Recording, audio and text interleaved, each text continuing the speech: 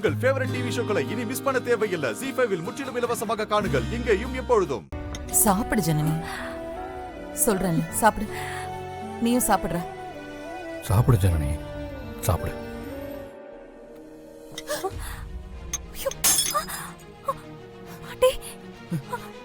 நீ எல்லாம் என்ன ஜென்மம்? வீட்ல இத்தனை பிரச்சனை உன்னால தான் நடந்திருக்கு. ஏன் விசாலாச்சு, உனக்கு புத்தி கித்தி கெட்டு போச்சா? இவ சாப்பிடலன்னு யார் அழுதா? கொஞ்சம் கூட வெக்கமே இல்லாம கொட்டிக்க வந்து உட்கார்ந்துருக்கா. அத்தை, நான் தான் சாப்பிட வர சொன்னேன். ஜனனி காலையில இருந்து எதுவும் சாப்பிடல. இப்போ நீ பேசாம இருக்க போறியா இல்லையா? அம்மா தாயே மகராசி, நீ எந்த நேரத்துல இந்த வீட்டுக்குள்ள அடி எடுத்து வச்சியோ தெரியல. எங்க குடும்பத்தோட மானம் மரியாதை எல்லாத்தையும் இந்த ஊர்க்காரங்க முன்னாடி சந்தி சிரிக்க வச்சுட்ட. இன்னும் வேற என்ன பண்ணலாம்னு திட்டம் வச்சிருக்க. பாட்டி, என்ன பேசுறீங்க நீங்க? நீ வாயை மூடு சிவா. நான் அவகிட்ட பேச வேண்டியிருக்கு.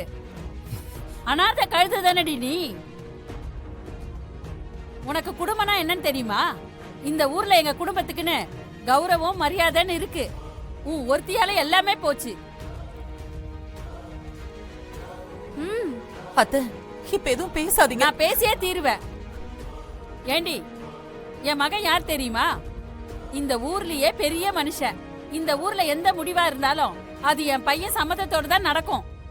அப்பேற்பட்டவனோட கௌரவத்தை கெடுத்து குட்டிச்சவராக்கிட்டியே.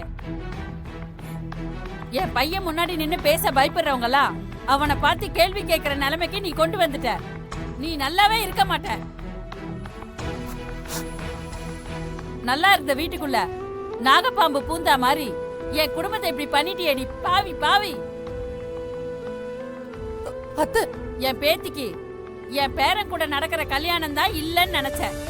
என் பேத்திய பார்த்து இந்த ஊர்க்கார பயலுகெல்லாம் தப்பா பேசுற நிலைமைக்கு அவ வாழ்க்கையை கொண்டு வந்து நிறுத்திட்ட. நல்லா நாக்க புடுங்கிட்டு சாகுற மாதிரி 4 வார்த்தை கேளு பாட்டி. அமராவதி, மாமா மாமான்னு என் புருஷன் மேல மரியாதையா இருந்த தம்பிய இன்னைக்கு அவனே அடிக்கிற அளவுக்கு மாத்தி வச்சிருக்கா. இவள என்னன்னு சொல்றது?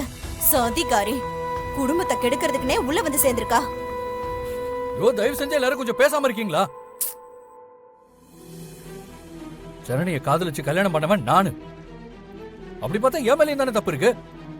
நீங்க ஜனனியை மட்டும் இப்படி பேசுறதுல என்ன நியாயம் இருக்கு? போதும், வாய முடி சிவா.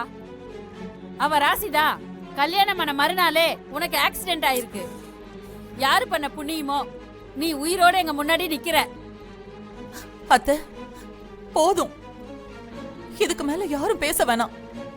நடந்து முடிஞ்சதை பத்தி பேசி இனிமே எந்த பிரயோஜனமும் இல்ல. சிவா பண்ணது தப்புதான். ரம்யாவுக்கும் இப்படி நடந்திருக்க கூடாது. ஆனா நடந்து போச்சு. அத எப்படி சரி பண்ணலாம்னு யோசிக்காம ஆளுக்கு இப்படி பேசிக்கிட்டே இருந்தா இந்த பிரச்சனை தீரவே தீராது. எல்லாரும் கொஞ்சம் பொறுமையா இருங்க. ரம்யா, வாடி போலாம். இதுக்கு மேல இங்க இருந்தா நமக்கு தான் அசிங்கம்.